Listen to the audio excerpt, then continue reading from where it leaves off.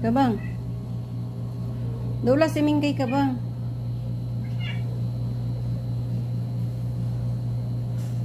Hello guys, happy Saturday. Yan ang lalaki naming alaga. Stray cat yan siya guys. Tapos pinapapasok namin dito. Yan ang mga alaga namin, nakakulong. Kasi may lalaki. Lalaki kasi yan guys. Hindi pwedeng mag ano sila kasi lalaki. Baka alam mo niya na anong mangyayari. Ayan sila guys. Minggay. Agay si Minggay. Ang kit-kit niya mga Minggay. Ay.